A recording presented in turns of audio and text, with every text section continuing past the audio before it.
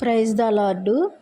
గలతీ పత్రిక 6వ అధ్యాయము 7వ వచనంలో జాగ్రత్తగా వినాలి. వచనము: మోసపోకుడి, దేవుడు వెక్కిరింపబడుడి.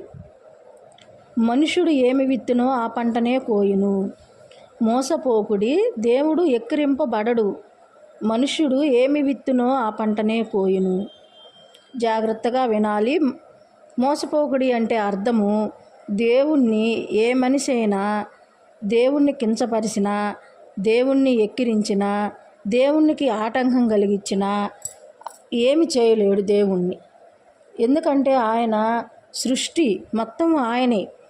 అందుకని దేవుణ్ణి డ్యామేజ్ చేసి, దేవుణ్ణి ఎక్కిరింపజేసి, దేవుణ్ణి అనవసరంగా దేవుణ్ణి ఇది చేస్తే అది అతని జన్మలో కుదరదు.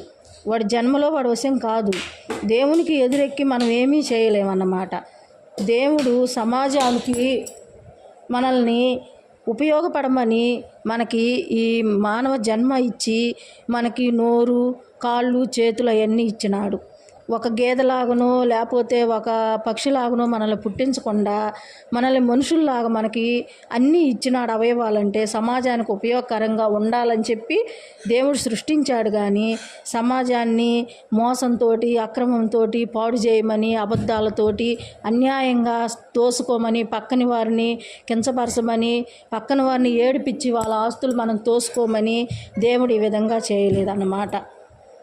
మోసపోకుడి అంటే అక్కడ చాలా అర్థం ఉంది. దేవుడు కొరింథీ పత్రికలో కూడా ఉంది ఈ విషయము, మోసపోకుడి అని. దేవుని రాజ్యమునకు వారు వారసులు కాలేరు అని కొరింథీ పత్రికలో కూడా ఉంది.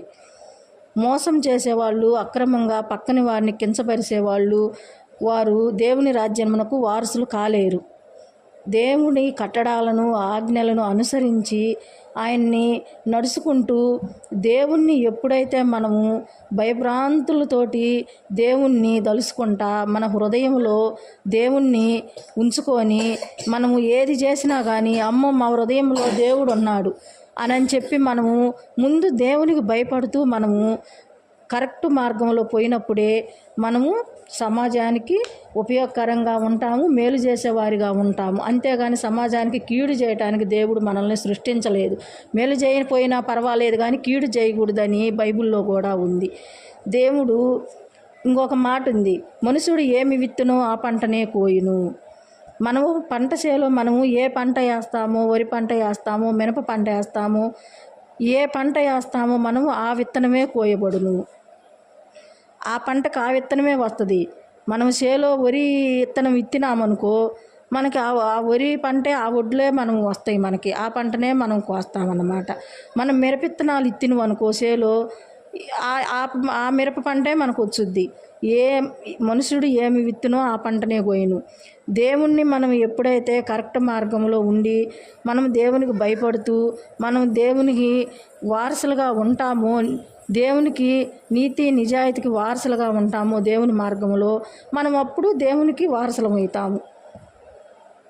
దేవునికి మనం విరుద్ధంగా ఏమైతే చేస్తామో, దేవుణ్ణి కించపరిచి, దేవుణ్ణి డ్యామేజ్ చేస్తూ, దేవుణ్ణి బాధ పెడుతూ మనం ఉంటామో మనకు దేవుడు అదే ఇస్తాడన్నమాట. అది ఎప్పుడో కాదు, మనకు దేవుడు ఇప్పుడే చూపిస్తూ ఉంటాడు అన్నమాట.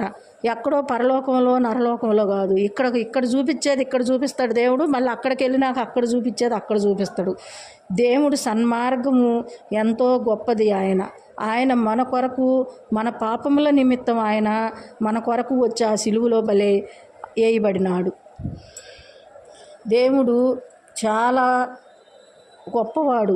ఆయన అన్యాయంగా మనల్ని శిక్షించడు, ఎంతో ఆలోచిస్తాడు. నా బిడ్డలు ఏం చేసినా, నా బిడ్డలు తెలుసో తెలియక ఒక తప్పు చేసినారని ఒకసారి క్షమిస్తాడు మనల్ని, 2 సార్లు క్షమిస్తాడు మనల్ని. వెంటనే దేవుడు శిక్ష కూడా వేయడు. చూసి ఆయనకి అరికాలు మొదలుకొని నడినెత్తి వరకు పాపం అంటుకొని పోయే అంతవరకు మనము తెలుసుకోలేకుండా ఉండమనుకో, అప్పుడే దేవుడు మనకి చేయాల్సిన శిక్ష, కఠినమైన శిక్ష వేస్తాడు. పాతాళంలోకి మనము తొక్కబడిపోతాము, ఇంకా లెగవలేనంత శిక్ష వేస్తాడనమాట. అందుకని మనం తెలుసుకోవాలి. కొన్నిసార్లు ఏదన్నా తెలుసో తెలియక బోల్లా పడినా మళ్ళీ లేసి అమ్మో ఇది కరెక్ట్ దారిలో బోలా, మనం అందుకే బోల్లా పడ్డాం అని చెప్పి మనం తెలుసుకొని నిజమైన మార్గంలో మనం నడిచినప్పుడే, దేవుణ్ణి గుర్తెరిగినప్పుడే మనకి ఏ మంచి అయినా జరుగుతుంది.